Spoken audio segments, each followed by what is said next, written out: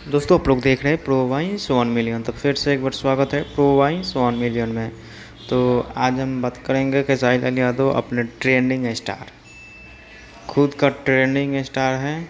जी हाँ दोस्तों, कोई भी गाना हो, कोई भी फिल्म हो, गाना का ट्रेलर हो, फिल्म का ट्रेलर हो, पोस्टर हो, सब कुछ आता है ट्रेंडिंग में। हाँ जी दोस्तों, आप लोग को आज बताने जा रहा हूँ कि हाँ, तो आप लोग को बता दें कि एक दो नहीं, पाँच पाँच गाना ट्रेंड कर रहा है। जी हाँ दोस्तों, पाँच पाँच गाना खेसारी लाल यादव का, जो कि अपने ट्रेंडिंग मशीन का, हिट मशीन का गाना ट्रेंड कर रहा है। आप लोग को दिखाने का कोशिश करेंगे।